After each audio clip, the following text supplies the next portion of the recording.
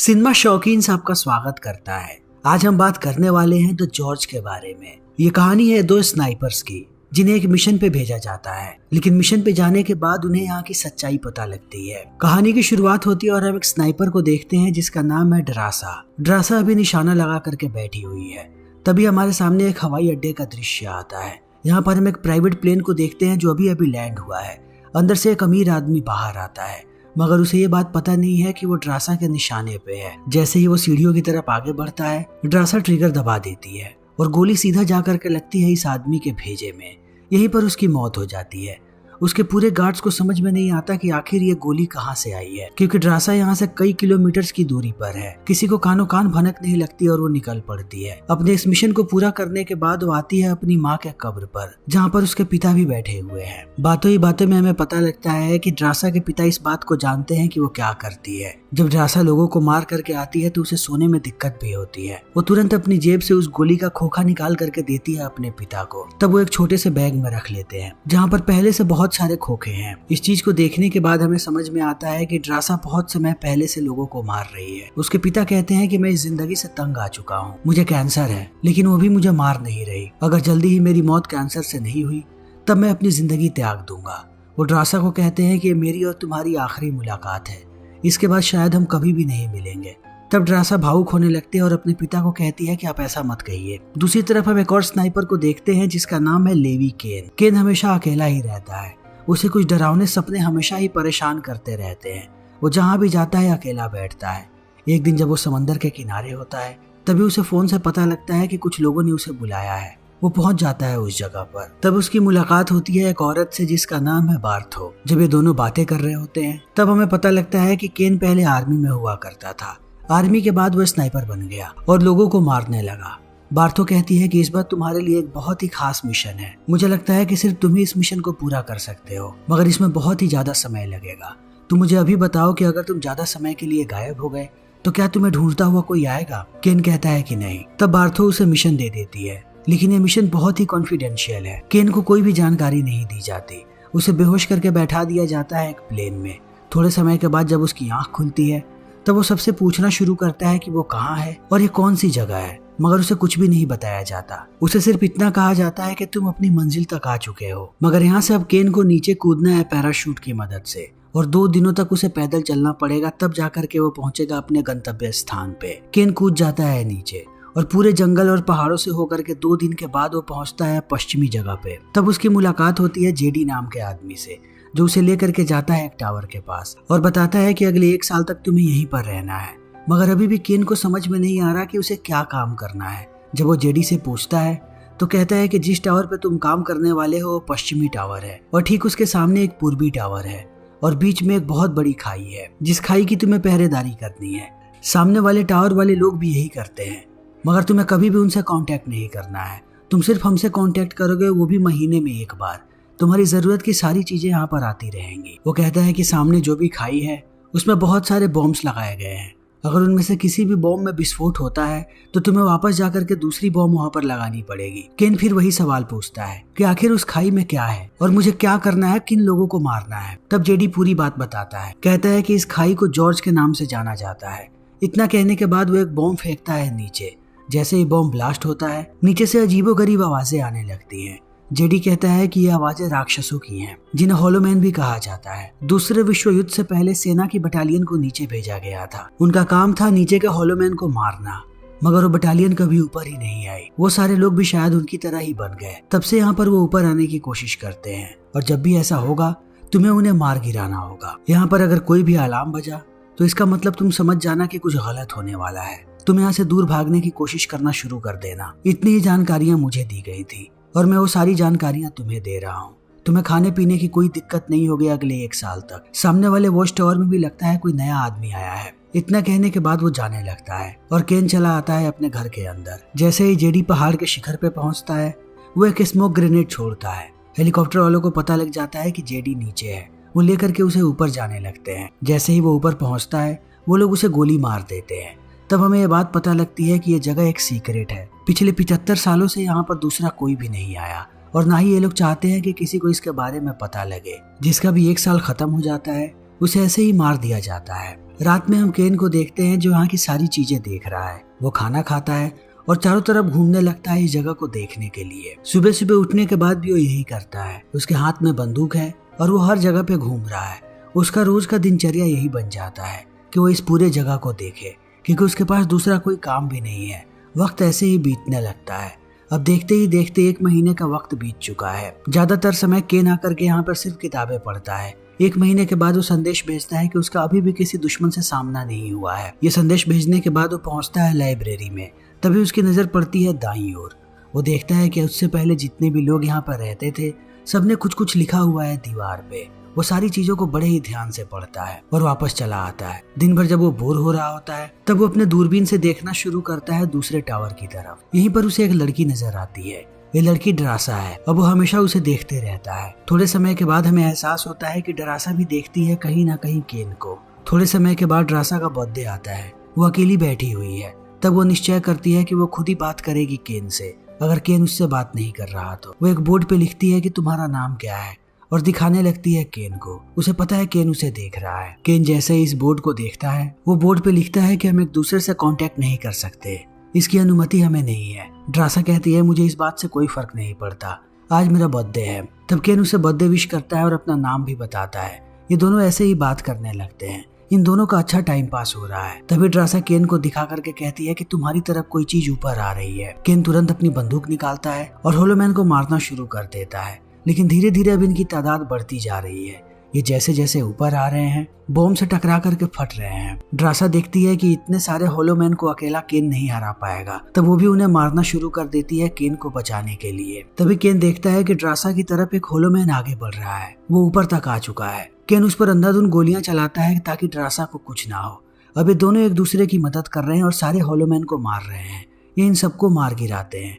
जैसे ही सुबह होती है केन नीचे आ जाता है सारे बॉम्ब्स को फिक्स करने के लिए, क्योंकि रात बहुत सारे बॉम्ब्स फट गए हैं। तभी वो देखता है कि एक ड्रोन ऊपर आ चुका है और वो केन की तरफ ही है। फिर ड्रोन यहाँ से गायब हो जाता है। न केन को ये बात समझ में आती है और न ही ड्रासा को कि ये क्या चीज थी और कहाँ चली गई। केन ऊपर चला आता है। अब इन दोनों के बीच ऐसे ही बातें चलती रहती है। ये दोनों एक दूसरे को देखते हैं और ऐसे ही बातें करते रहते हैं अपने बारे में बता करके। दोनों अपने अपने वॉच टावर में मशरूफ है, लेकिन हमेशा ही ये लोग एक दूसरे को देखते हैं। ये दोनों ही एक दूसरे का सहारा है। अब कई महीनों का वक्त बीत चुका है। केन का मन नहीं लग रहा। वो दिन भर या तो ड्रासा को देखता है या कुछ लिखते रहता है। एक दिन वो निश्चय करता है कि वो दूसरे टावर की तरफ जाएगा और ड्रासा से मिलेगा। वो ऐसे अपनी जिंदगी इस पार नहीं बिता सकता। तब वो एक आरपीजी निकालता है और मिसाइल की जगह पर लगा देता है रस्सी को। दूसरी तरफ से ड्रासा भी इन चीजों को देख रही है, मगर वो समझ नहीं पा रही कि आखिर यहाँ पर केन क्या करने की कोशिश कर रहा है। तभी केन उस वॉच टावर की तरफ फायर करता है और रस्सी जाकर के गिरती है दूसरी तरफ। तब ड्रासा को समझ में आता है कि केन क्या करने की कोशिश कर रहा है। वो जाती है रस्सी की तरफ और बांध देती है एक पेड़ से ताकि केन उधर आ सके, और केन आ भी जाता है। ये दोनों पहली बार एक दूसरे के सामने हैं और एक दूसरे को देख रहे हैं। केन फूल भी लेकर के आया है। जब वो फूल ड्रासा को देता है वो खुश हो जाती है और उसे कहती है कि तुम जा करके नहा लो। मगर जैसे ही केन नहाने जाता है वो उसके कपड़ों को छुपा देती है उससे दूर करके। तब केन बिना कपड़ों के बाहर आता है और हमें पता लगता है कि ड्रासा इन सारी चीजों को कैमरे में देख रही है कि केन बिना कपड़ों के कैसे भाग रहा है, और वो हंस भी रही है। कपड़े पहनने के बाद आकर के केन बैठ जाता है ड्रासा के पास। ये दोनों बातें करना शुरू कर देते हैं। सबसे पहले ये दोनों एक दूसरे के बारे में पूछते हैं। तब केन बताता है कि वो पहले मरीन में हुआ करता था। मरीन से निकलने के बाद उसने स्नाइपर का काम शुरू कर दिया। ड्रासा उससे पूछती है कि जब तुमने पहली बार किसी को मारा था तो तुम्हें कैसा लगा था। जैसे ही केन अपना तजुर्बा बताता है ड्रासा कहती है कि उसके साथ भी बिल्कुल ऐसा ही हुआ था। फिर केन उससे पूछता है कि जब तुम्हें बुरा लगता है तब तुम क्या करती हो। ड्रासा बताती है कि मैं सीधा अपने पिता के पास जाती हूँ हर एक मिशन को पूरा करने के बाद, और गोली का खोखा उन्हें दे देती हूँ। लेकिन अब सबसे बड़ा दुख यही है कि यहाँ से जाने के बाद कहीं मैं अपने पिता को नहीं देख पाऊंगी। या तो वो मर गए होंगे या तो खुद अपनी जान ले ली होगी। इस बात को सुनने के बाद केन थोड़ी देर के लिए शांत हो जाता है। फिर ड्रासा से कहता है कि हमें कुछ भी नहीं पता कि नीचे वो लोग कौन है और हमारे साथ क्या होने वाला है।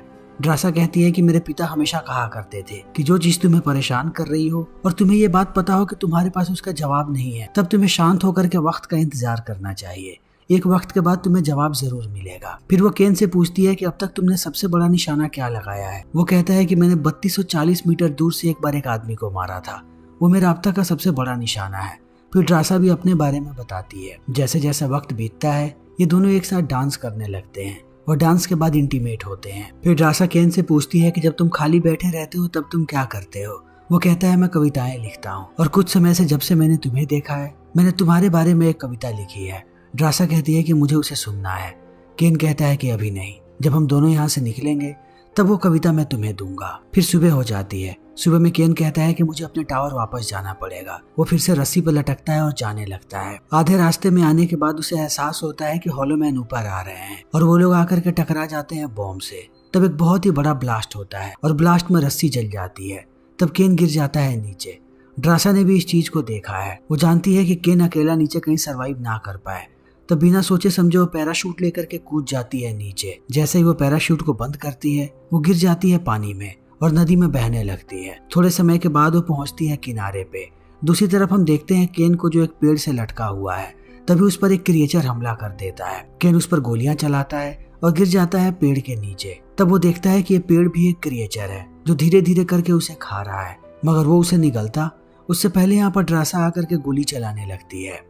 फिर केन बच जाता है। ये दोनों आगे बढ़ने लगते हैं ताकि यहाँ से बाहर निकल सके। तभी ये लोग देखते हैं कि दो होलो मैन इनकी तरफ आ रहे हैं जो घोड़े पे सवार हैं। वो बहुत ही अजीब दिख रहे हैं। इन्हें समझ में नहीं आ रहा कि ये कौन है और क्यों ऐसा कर रहे हैं, लेकिन अपनी जान बचाने के लिए इन्हें गोलियां चलानी पड़ती है। तब एक होलो मैन भाग जाता है और एक नीचे गिरा हुआ है। केन उसे मारता है। तभी उसकी नजर पड़ती है होलो मैन के वर्दी पे।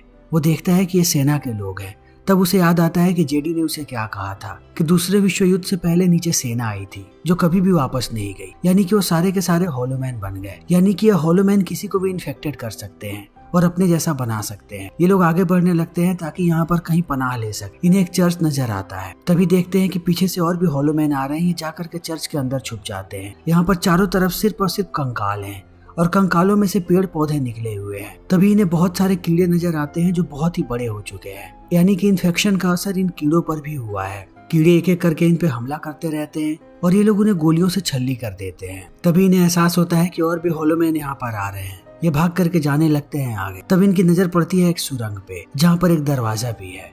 दरवाजे से ये लोग चले जाते हैं अंदर जाकर के इन्हें एहसास होता है कि ये कोई लैब है जहाँ पर चारों तरफ मशीनें पड़ी हुई हैं। इसी बीच इन्हें यहाँ पर इन्वर्टर का कनेक्शन भी नजर आता है जिसे ऑन करने के बाद बिजली चली आती है। ये लोग देखते हैं कि यहाँ पर एक टेप पड़ा है। जैसे ही टेप को ये लोग प्ले करते हैं इनके सामने एक महिला आती है जो वैज्ञानिक है और पूरी बात बताती है कि विश्व युद्ध के दौरान इन लोगों ने यहाँ पर बायो वेपन बनाना शुरू किया था ताकि दूसरे देश पर ये लोग हमला कर सके। लेकिन उसी बीच यहाँ पर भूकंप आ गया और भूकंप आने के बाद सारा का सारा वेपन तबाह हो गया जिससे सबके सब इन्फेक्टेड हो गए।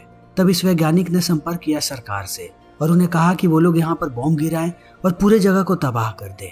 लेकिन सरकार ऐसा नहीं करना चाहती थी। उन्हें ये फॉर्मूला चाहिए था। तब उन लोगों ने सेना की पूरी टुकड़ी को यहाँ पर भेजा और वो सारे भी इन्फेक्टेड हो। अब इन्हें भी पूरा का पूरा माजरा समझ में आ चुका है, लेकिन सरकार इस जगह को तबाह क्यों नहीं कर रही ये माजरा इन्हें समझ में नहीं आ रहा।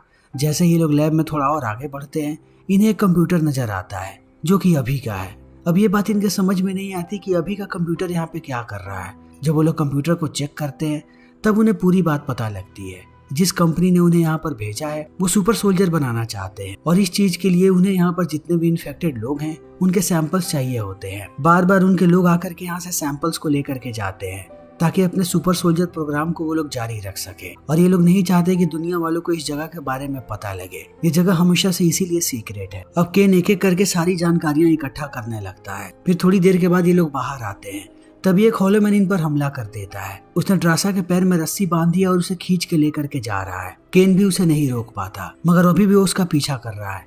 थोड़ी देर के बाद जब ड्रासा की आंखें खुलती हैं तब वो देखती है कि उसके सामने वही होलो मैन है। ड्रासा बड़े ही चालाकी से अपने हाथों को खोल लेती है और मारना शुरू कर देती है होलो मैन को, मगर वो अकेली उसे नहीं हरा सकती।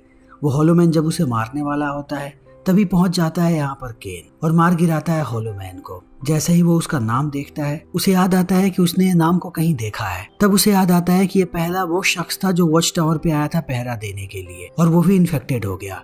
यानी ये इन्फेक्शन बहुत दूर तक फैला हुआ है।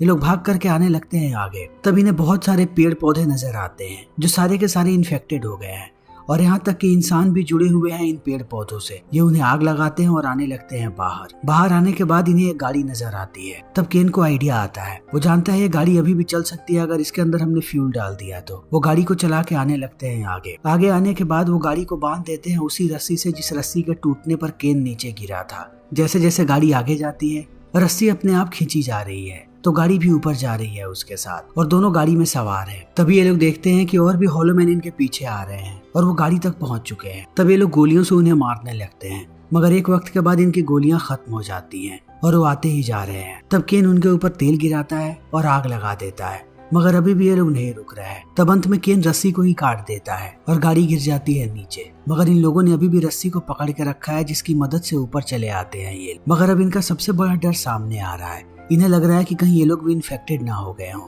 और इस हालत में ये लोग यहाँ से बाहर नहीं जाना चाहते और इन्फेक्शन को सामने आने में कम से कम 7 दिनों का वक्त लगेगा।